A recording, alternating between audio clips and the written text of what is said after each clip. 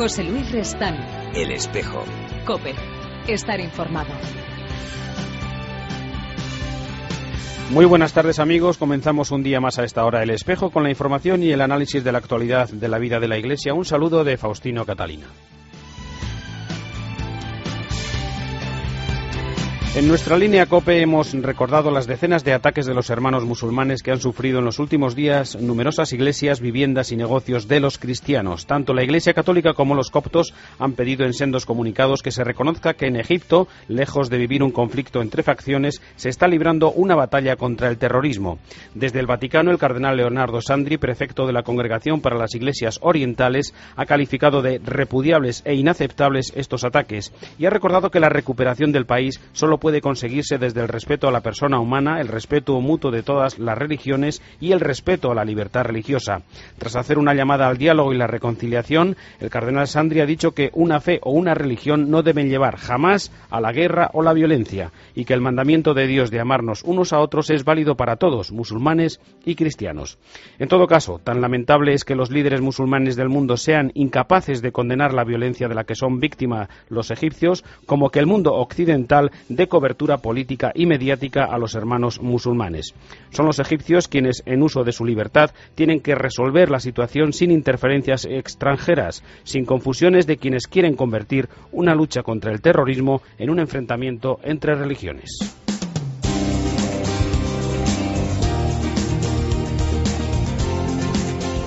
Y en El Espejo, como siempre, comenzamos cada día con el avance de las principales noticias de la Iglesia, que más tarde desarrollaremos. Hoy lo hacemos con Margarita García. Muy buenas tardes. Buenas tardes, Faustino. Pues en este tiempo dedicado a la actualidad recordamos esa situación que viven los cristianos en Egipto. La Santa Sede se ha pronunciado a este respecto ante los ataques que sufren los cristianos en este país. En concreto, el prefecto de la Congregación para las Iglesias Orientales, el cardenal Leonardo Sandri, en declaraciones a Radio Vaticana, ha dicho que las destrucciones de iglesias que han sufrido los cristianos son repudiables e inaceptables, sobre todo porque en particular los católicos son una minoría.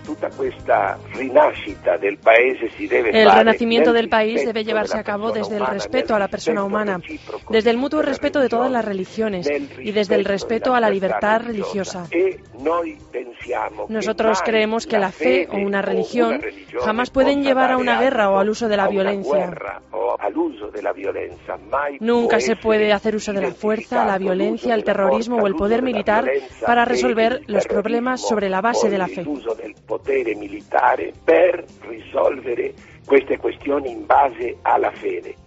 Y recordaremos también hoy que en Argentina se reúne la Comisión Permanente de la Conferencia Episcopal de aquel país. Ha empezado hoy la reunión número 165 de la Comisión Permanente, en la que participarán una veintena de obispos. Pues en estas y otras noticias estamos trabajando. Muchas gracias, Margarita. Ampliaremos estas informaciones al final de nuestro programa. Les invitamos, como cada día, a visitar la página del Espejo dentro del portal cope.es y en el Twitter @religión_cope. Hoy es martes. Como cada martes tendremos un tiempo para la vida religiosa en el Espejo. Hoy vamos a hablar con la Madre Visitación Pacho, que es la abadesa del monasterio cisterciense de Santa María la Real de Gradefes, en León. Pero antes, como cada martes, llega la firma de María Eugenia Díaz, que nos trae noticias de la labor social de Cáritas Española.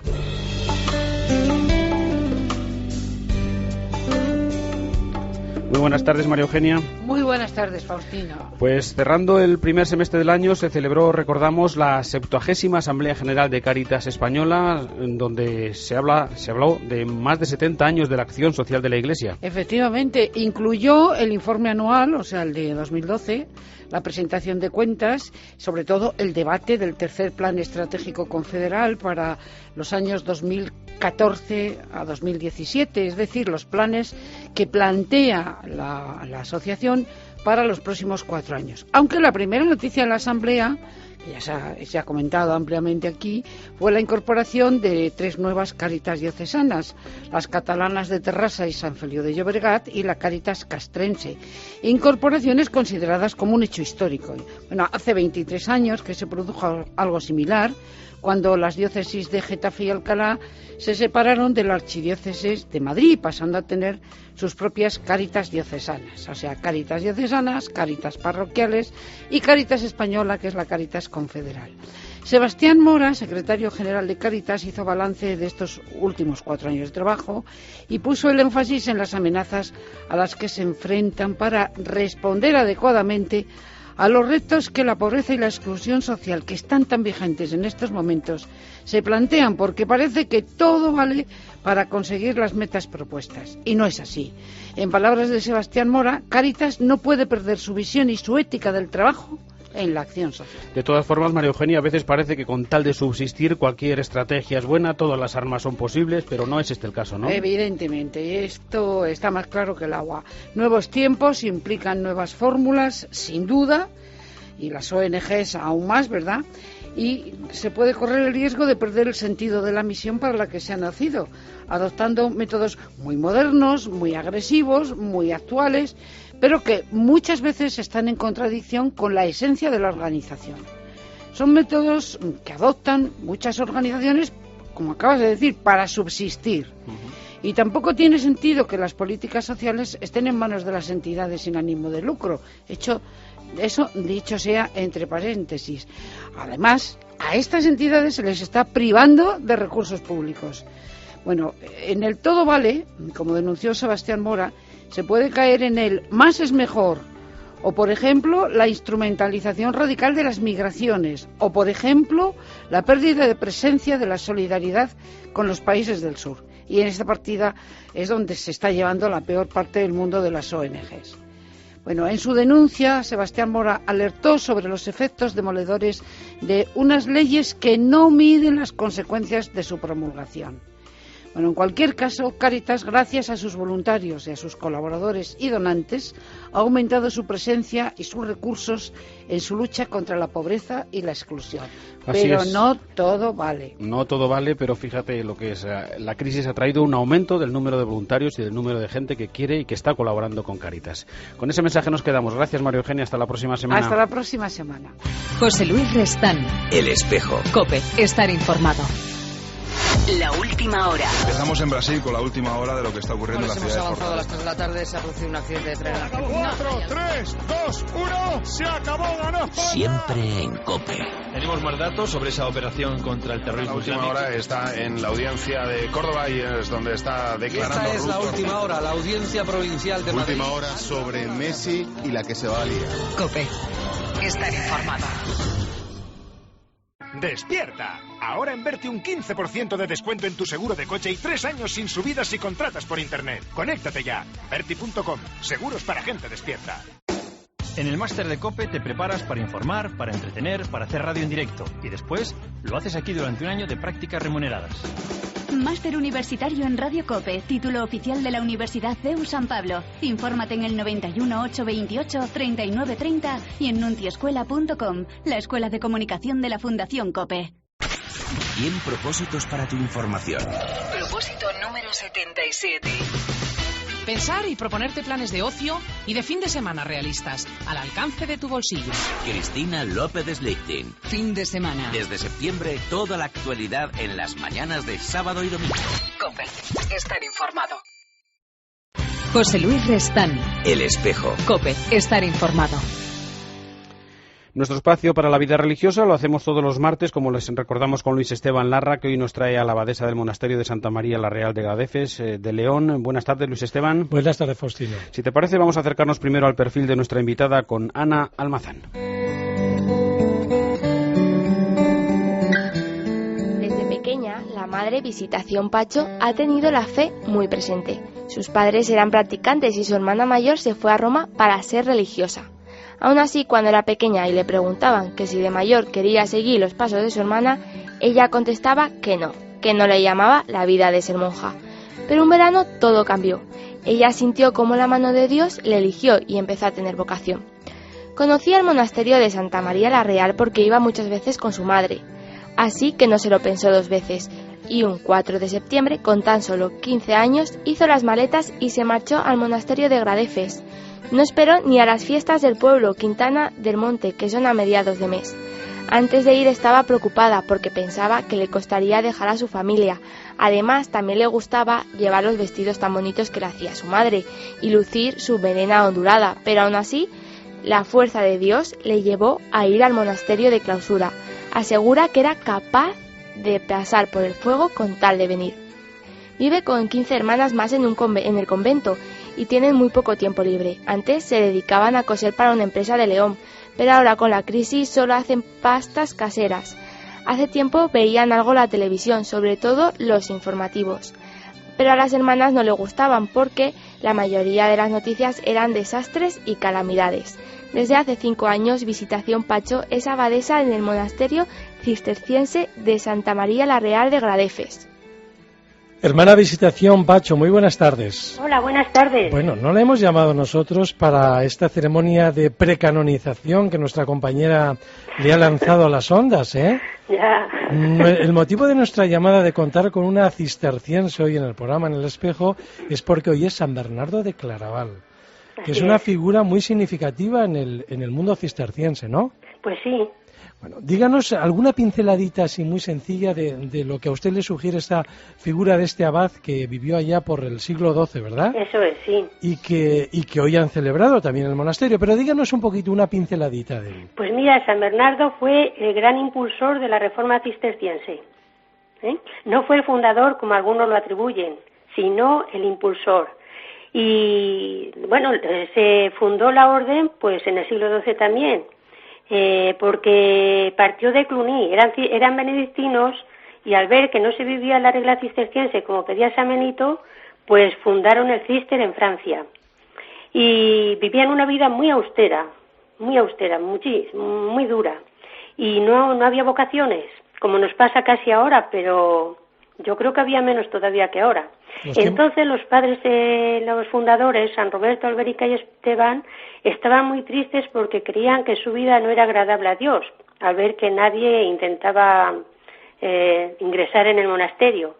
Pero mira por dónde que San Bernardo ingresó con otros 30. Y a partir de ahí hubo mucha floración de vocaciones, San Bernardo atraía a muchos y empezó a florecer los monasterios tanto que fundaron Claraval y eran 500. Entonces, como eran tantos, empezaron a fundar más en Francia y al poco tiempo se vinieron para España. Hasta que llegaron a Gradefes. Sí, porque en Gradefes resulta que la fundación fue en el año 1098 y la fundación de nuestro monasterio es de 1168, o sea, que no hay muchos años de diferencia. Cerquita. Bueno, de todas maneras, díganos, porque yo lo voy a confesar así públicamente, esto es una confesión pública, Faustino, que lo sepas. Yo no había oído hablar nunca de Gradefes, de ese pueblo que está en León, y por supuesto menos de que allí hubiera un monasterio de cistercienses con una abadesa tan simpática como pueden comprobar. Gracias. Bueno, díganos para aquellos que como yo éramos ignorantes de ese lugar, díganos dónde está Gradefes, por si acaso alguno nos está escuchando cerquita y justamente esta tarde se acerca para allá a visitar ese precioso monasterio que hemos visto unas fotografías maravillosas, artísticas. Pues Gradefes está situado al este de León y está, pues, no sé, muy cerca de Mansilla de las Mulas, que quizá suene mejor. De sí, León, Mansilla de las Mulas, Quintanas y Gradefes. Pero no pasa por ahí el Camino de Santiago. Pues muy cerca, porque pasa por Mansilla, pero hay un pequeño desvío que va para hacia Santander. Nosotras estamos hacia Santander. Bueno, y cuéntenos esa joya artística que tienen allá, como decía, que hemos visto por fotos a través de Internet, de esa iglesia maravillosa y ese claustro tan precioso. Cuéntenos. Bueno, pues la iglesia es románica, de transición del siglo XII-XIII, y fue fundada en el año 1170, perdón. Sí, y le fundó la fundadora nuestra, doña Teresa Petri, que eran de la zona de Cea. Y bueno, ya después de tantos siglos se conserva bastante bien. Y allí es donde las 15 hermanas del monasterio rezan, sobre todo ahora en verano, ¿no? Que estará bien fresquito, por supuesto. Pues sí, la verdad que estamos, como decimos, en la gloria, porque aquí el calor pues no entra mucho. Vamos, entra porque sí, hay sol, tenemos mucha luz y todo esto, pero como los muros son tan gruesos, porque antiguamente cuando edificaban para muchos siglos, pues el calor no entra mucho y entonces la verdad que estamos de maravilla. Bueno, y ahí han celebrado, creo que tiene una girola espectacular, sí, ¿no? Sí, muy original, cisterciense. Dicen que es casi única en España. Sobre todo el monasterio femenino cisterciense, ¿no? Sí, además que algunos nos preguntan que si siempre fue femenino, porque la girola tiene capillas, que más bien sería para monjes, pero es chocante que fue siempre de religiosas y religiosas cistercienses. Bueno, pues que quede constancia de esa originalidad. Y allí, hermana Visitación, han celebrado esta mañana, creo que por todo lo alto, la fiesta que hoy celebra la liturgia católica, Sí. San Bernardo de Claraval, ¿no? ¿Cómo lo han hecho? Bueno, pues la celebración consistió en una misa muy solemne que asistieron bastante gente y muchos sacerdotes. Normalmente invitamos a todos los sacerdotes de esta zona y creo que había unos 15 o 16. Bueno, y creo que usted se ha apartado un poquitín ahora de esa celebración para atender nuestra llamada, me parece, ¿no? Bueno, estábamos preparando la comida porque tenemos muchos invitados, tenemos unos 20. Bueno, ¿cómo es? Eso está bien, eso 20 y las 15 hermanas, Y las 15 ya hermanas nos vamos a los que- 35, eso Sí, 35 eso es. bocas son muchas. Sí. Bueno, cuéntenos cómo es la vida de esa comunidad, de esa fraternidad cisterciense en una fiesta como hoy, a qué se dedican, cómo viven, qué quiere transmitir esa vida contemplativa a través de las ondas. Cuéntenos. Bueno, pues un día como hoy, pues es un día de fiesta y solemnidad. Entonces nos levantamos ya con música. Una hermana nos ha puesto música y nos levantamos con música. Luego tenemos la liturgia, el oficio divino, muy solemne. Rezamos de San Bernardo y cantamos siempre, pero hoy unas antífonas especiales de San Bernardo que son muy solemnes y muy bonitas. Todo cantado. Y luego, pues durante el día, pues hablamos todas y es día de fiesta y tenemos recreación. A la noche tenemos merienda cena y pues lo pasamos muy bien. Bueno, hoy por ser San Bernardo, Sí, pero mañana que no es fiesta, Sí. ¿a qué se dedican esas hermanas Pues de un día Gradeces? ordinario, pues lo primero nos levantamos a las 5:15 y a las 5:30 más o menos empezamos las vigilias. Luego la oración personal que dura media hora y luego queda un rato libre. A las 7:15 tenemos los laudes, que normalmente son media hora. Luego vamos a desayunar, el arreglo de la habitación y vamos a la lección, que es una hora. La Tenemos lección una divina, hora ¿no? de lección. La escucha de la palabra De la palabra Dios. de Dios. Leemos la palabra y la dialogamos con Dios y la rumiamos y a ver qué nos dice esa palabra. Muy bien. Normalmente es así. Luego tenemos seguido a las 9:30, tercia y la Eucaristía, que todos los días la tenemos cantada a las 9:30 y los domingos a las 9. Luego de la misa solemos ensayar los cantos de la Eucaristía. Vamos a ensayar y aprender alguna cosa más. Y luego ya el trabajo. Hacia las 11 menos cuarto así tenemos el trabajo. Que son costura, huerta, dulces, Pues supongo, hemos claro. trabajado muchísimo para una fábrica de Teleno, muchos años, unos 30. Pero ahora con la crisis, pues como todo hay mucha escasez, pues parece ser que no tienen mucho trabajo. De vez en cuando nos traen algún trabajo, pero muy poco. Luego la comunidad, pues hombre, no es lo mismo ahora que hace unos cuantos años, que éramos muy jóvenes. La comunidad pues va haciendo mayor y tampoco y entonces pues hacemos menos vamos a no traer trabajo, pues esos trabajos no les hacemos, pero hacemos dulces, pastas caseras que vendemos en la portería y en el turismo. Qué bien, Y es prácticamente de lo que vivimos y de las pensiones de las hermanas. Eso para los golosos es una garantía. Hermana, Pues sí, la verdad que sí. y para concluir, creo que la última pregunta que le quería hacer, porque usted hablaba al principio del tema de las vocaciones, Sí, que eso tenía es. dificultades San Bernardo, como ahora decía, ¿no? Bueno, pues o quizá más entonces, bueno, también ahora lo hay. Pero para solucionar ese problema, creo que usted ha creado un blog vocacional del Pues propio sí. monasterio. Cuéntenos. Sí, eso es, sí. Vamos, yo creo un blog con ese fin, porque nosotras el Internet y todas estas cosas lo utilizamos tanto en cuanto para lo necesario nada más y con un fin para los fines de la comunidad, para el bien de la comunidad. Entonces yo creé ese blog porque hoy las chicas pues vienen por ahí. Hemos tenido 2 chicas últimamente de Madrid que nos han conocido por el blog. Y han ido a hacer allí la experiencia. Han hecho la experiencia y una piensa ingresar en noviembre y la otra pues ha tenido un inconveniente porque ha enfermado su hermano y lo tiene que cuidar, pero creo que más adelante ingresará también. Bueno, pues vamos a tener que canonizar a San Internet, ¿verdad? Para el tema este vocacional. Bueno, por aquello de que es un medio, exacto, un instrumento. Es un medio, un instrumento para conocernos hoy, porque hoy todo el mundo parece que va por ahí. Y por eso lo hemos creado, por eso me animé a crearlo, porque si no la gente no conoce nuestra vida. Bueno, y yo quería decir desde aquí a las jóvenes que no se desanimen, que la que sienta inquietud vocacional, aunque no sea verdadera vocación todavía, pero que sienta inquietud, que puede darnos una llamada o comunicarse con nosotras y puede estar en la hospedería incluso. Por para supuesto, esa primera experiencia, y a partir de ahí sería desde ahí. Y a partir de ahí sea lo que Dios quiera, nunca mejor dicho. Y luego, a partir de ahí, pues ya lo que ella decida, lo que ella quiere, puede entrar dentro, hacer una experiencia por un mes o dos, por supuesto, y volverse afuera sin compromiso ninguno. Pues esto ocurrirá, si quieren, en el monasterio cisterciense de Santa María la Real de Gradefes, en León. Muchísimas gracias, hermana Visitación, por haber atendido nuestra llamada en esta fiesta de San Bernardo. Un cordial saludo, felicidades. Gracias, igualmente, ¿eh? Adiós.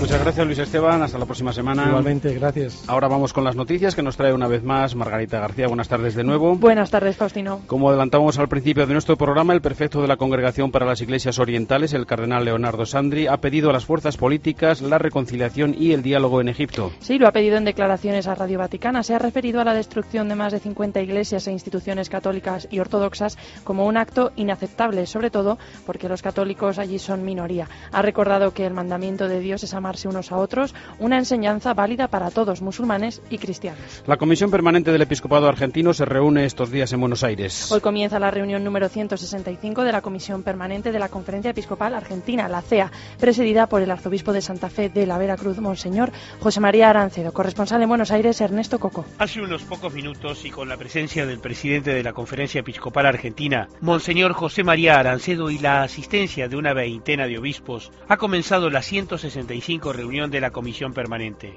Durante estas jornadas, que se extenderán hasta el jueves, los integrantes de las distintas comisiones comenzarán con un intercambio pastoral sobre la realidad sociopolítica, eclesiástica y pastoral en el país, para luego dar lugar a un trabajo sobre la reciente Jornada Mundial de la Juventud que el Papa Francisco encabezó en Río de Janeiro. Para estos días de reunión se aguarda un informe de Cáritas Argentinas sobre los aspectos prácticos de la consulta al pueblo de Dios organizada por el Consejo Cor Onum. Los obispos también animarán la colecta nacional Más por Menos, y que en los últimos días tuvo al Sumo Pontífice Francisco como el primer aportante, con 100.000 euros. Y recordamos que continúa en Rímini la edición número 34 del Meeting de Rímini para la Amistad entre los Pueblos. De esta última jornada tiene más detalles desde Rímini Carla Vilayón.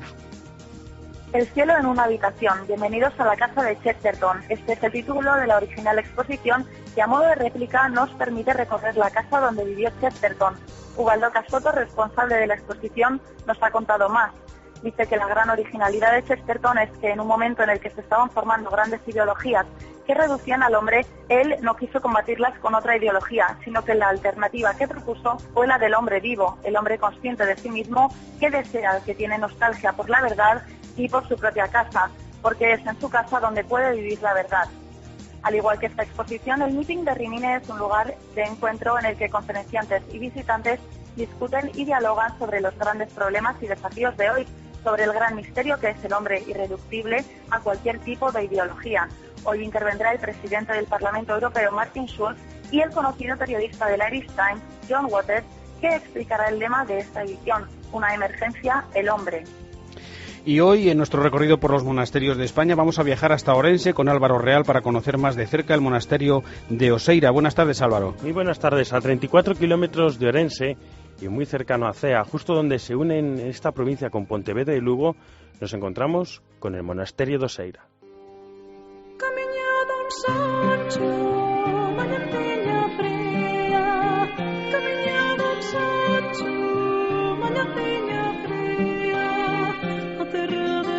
Su nombre tiene que ver con el oso, en alusión al lugar abrupto donde se halla enclavado el monasterio, en una concavidad de la Sierra Martiñá, en la margen derecha del río del mismo nombre. Comienza su andadura histórica en el año 1137, cuando un pequeño núcleo de monjes se retiró a la soledad para vivir la experiencia de Dios, integrándose en la Orden del Císter en el año 1141. Tuvo grandes periodos de esplendor, como con la presencia de Suero de Oca, y también momentos de casi desaparición, como en el siglo XV o en el XIX, cuando fueron expulsados. Ya a mediados del siglo XX, un grupo de monjes quiso recuperar el monasterio y en el año 1990 recibieron el premio Europa Nostra, de manos de la reina Sofía. Es un lugar casi mágico, con una naturaleza inigualable, pero allí no solo se va a descansar, nos lo cuenta uno de sus monjes. Muchos jóvenes pues que encuentran vacío ya en la sociedad, en el mundo actual, en el ruido, y necesitan pues silencio. Ahora sí que conviene tener en cuenta que tampoco es un monasterio no es una casa de reposo tampoco, sencillamente, porque mucha gente también simplemente por tranquilizarse, aunque es bueno y es conveniente, es una cosa buena, precisamente exclusivamente en plan de reposo tampoco es tampoco es un parador de turismo. La hospedería monástica está pensada como un espacio para compartir la vida, la oración y el retiro de los monjes. No es por tanto equiparable a un balneario o una casa rural. Permiten la estancia como mínimo 3 días y como máximo 8. Y se pide a los que se alberguen el no utilizarlo como un lugar de pernocta, sino que se acompañe en las oraciones de la comunidad.